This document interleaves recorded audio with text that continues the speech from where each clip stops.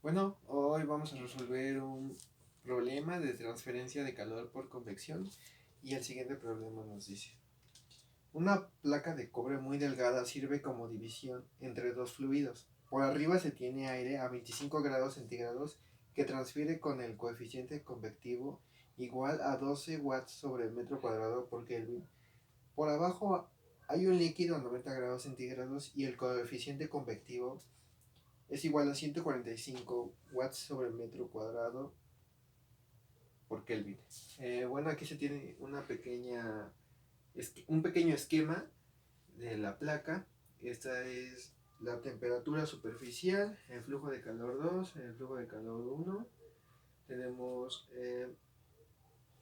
el coeficiente convectivo, que es igual a 12 watts sobre metro Kelvin, la temperatura pues del aire, que es igual a 25 grados centígrados, el fluido, que nos dice que su coeficiente convectivo es igual a 145 grados, 145 watts sobre metro cuadrado por Kelvin, y su temperatura es igual a 90 grados centígrados. Y bueno, tenemos que realizar un balance de flujo de calor de la placa, ya que tenemos eh, pues dos flujos de calor.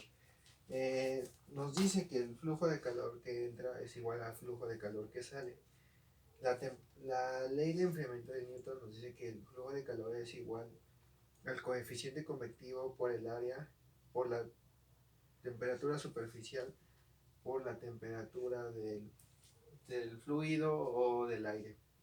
Y bueno, aquí tenemos la temperatura, el flujo de calor 1, que va siendo el, del, el del fluido, y la temperatura del aire. Entonces, en este caso, la temperatura del fluido es igual al flujo de calor por el coeficiente convectivo por el área, que esta es la temperatura del fluido y esa es la temperatura superficial.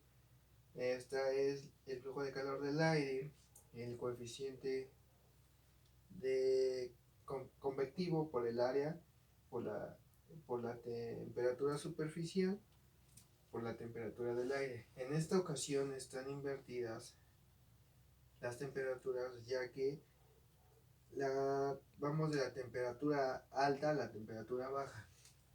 Y bueno, hacemos el balance del flujo que ya habíamos comentado anteriormente, que el flujo que entra es igual al flujo de calor que sale.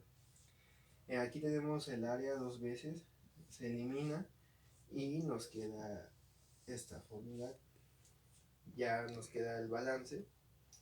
Pero bueno, en este caso tenemos el coeficiente convectivo, la temperatura del fluido, el coeficiente convectivo del aire, la temperatura del aire. En esta ocasión lo que queremos saber es la temperatura superficial. Haciendo el despeje nos queda esta fórmula y nada más sustituimos los datos que ya conocemos, el coeficiente convectivo del fluido, el coeficiente convectivo del aire, la temperatura del fluido y la temperatura del aire. Haciendo esta operación tenemos como resultado 85.03 grados centígrados, ya que nos está pidiendo una temperatura. Haciendo la relación de unidades, este se elimina, este abajo se elimina con este, y nos quedan solamente grados centígrados. Y esto es el resultado. Bueno, el inciso B nos dice que determinemos la tasa de transferencia de calor.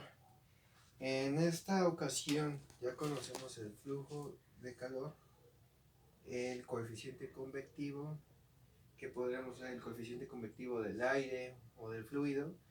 El área no la conocemos, en esta ocasión conocemos la temperatura del fluido o del aire y ya conocemos la temperatura superficial. Bueno, en esta ocasión usaremos la temperatura del fluido y el coeficiente de convección del fluido.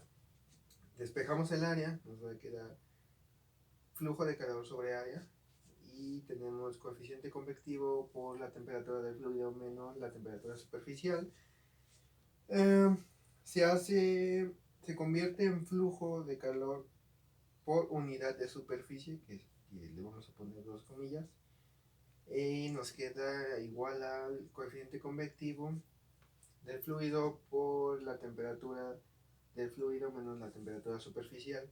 Sustituyendo los datos nos quedan 145 watts por el metro cuadrado por grado centígrado por 90 grados centígrados menos 85.03 grados centígrados. Haciendo esta operación nos queda 720